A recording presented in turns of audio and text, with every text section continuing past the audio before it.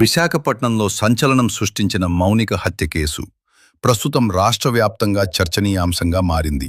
గాజువాక ప్రాంతంలో జరిగిన ఈ దారుణ ఘటనలో నిందితుడు నేవీ ఉద్యోగి రవీంద్రగా పోలీసులు గుర్తించారు. ఆన్లైన్ డేటింగ్ యాప్ ద్వారా మొదలైన పరిచయం కాలక్రమేణా ప్రేమగా మారింది. 2021 నుంచి ఇద్దరూ కాంటాక్ట్లో ఉన్నట్టు సమాచారం. అయితే 2024లో రవీంద్రకు పెళ్లి జరిగినా మౌనికతో అతని సంబంధం కొనసాగింది. ఇద్దరి మధ్య అభిప్రాయ భేదాలు పెరుగుతూ వచ్చాయి. ఈ క్రమంలోనే మౌనికను అడ్డు తొలగించుకోవాలని రవీంద్ర నిర్ణయించుకున్నాడు. ముందుగా వేసుకున్న ప్రణాళిక ప్రకారం మౌనికను తన ఇంటికి పిలిపించాడు. మధ్యాహ్నం సమయంలో నోరు ముక్కు మూసి హత్య చేసినట్లు పోలీసులు తెలిపారు. హత్య అనంతరం తప్పించుకునేందుకు రవీంద్ర తీవ్ర ప్రయత్నం చేశాడు. శరీరాన్ని ముక్కలుగా చేసి పాలిథిన్ కవర్లలో దాచాడు. కొన్ని భాగాలను ఫ్రిడ్జ్లో, మరికొన్నింటిని బ్యాగులో ఉంచాడు. ఇంట్లోని రక్తపు మరకను శుభ్రం చేసి సాక్ష్యాలను దాచే ప్రయత్నం చేశాడు. అయితే చివరకు తన తప్పు బయటపడుతుందనే భయంతో పోలీసుల ముందు స్వచ్ఛందంగా. నమస్కారం. మనందరికి తెలిసిందే, నిన్న చాలా దారుణమైన మర్డర్ మన గాజువాక ప్రాంతంలో జరిగింది.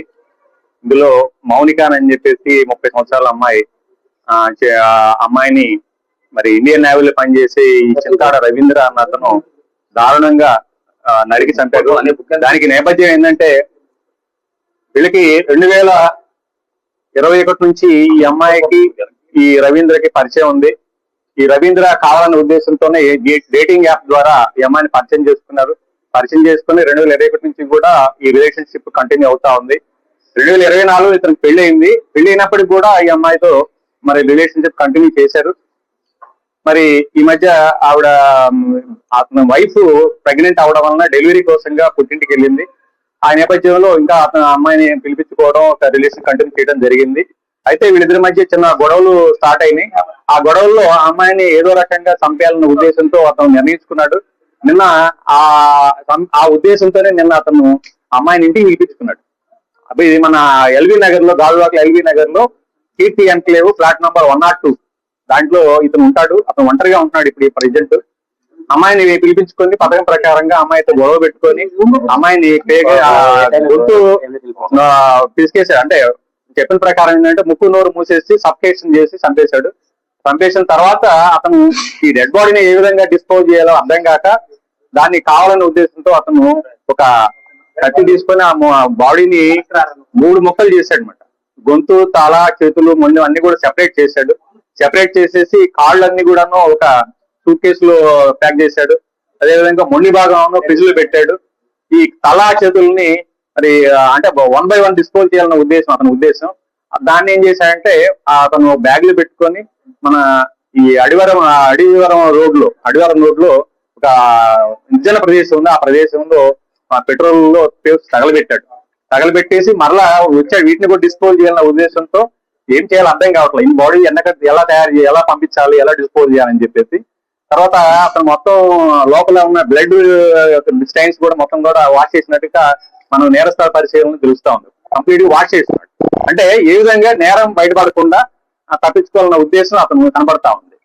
తర్వాత ఇప్పుడు ఈ డెడ్ బాడీస్ లో ఉన్న ఈ భాగాలు ఎలా డిస్పోజ్ చేయలేక అతనికి దిక్కు తెలియలేదు. ఈయన ఏం చేయాలో అర్థం కాక అతను పోలీస్ స్టేషన్కి వచ్చి సరెండర్ అవ్వడంగా తెలుస్తా ఉంది. అయితే ఈ విషయం తెలుసుకున్నది తల్లిదండ్రులు ఈ రోజు పోలీస్ స్టేషన్ కి వచ్చి వాళ్ళ మౌనిక తల్లిదండ్రులు వేణుగోపాల్ వాళ్ళ ఫాదర్ పేరు, ఆయన వచ్చి కంప్లైంట్ ఇవ్వడం జరిగింది. ఈ ఫాదర్ వచ్చేసి ఈ మన చిన్న కాంట్రాక్ట్ టీచర్ గా పనిచేస్తారండి పెందుర్తిలో. అందరూ కూడా టీచర్ ఫ్యామిలీ అనమాట. మదర్ ఫ్యామిలీ టీచర్ పనిచేస్తారు. అయితే ఈ అమ్మాయి డిసీజ్డ్ ఈ మౌనిక ఈ ఇంటర్ వరకు చదువుకుంది. పంజాబ్ నేషనల్ బ్యాంక్ లో ఏదో ఆఫీస్ సబార్డినేట్ గా పనిచేస్తుంది. అంటే కాంట్రాక్ట్ బేసిస్ టెంపరీగా పనిచేస్తూ తర్వాత అప్పుడప్పుడు ఖాళీ సమయంలో ఈవిడ ఈ మ్యారేజ్ ఈవెంట్ కూడా అటెండ్ అవుతా ఉంటుంది అనమాట.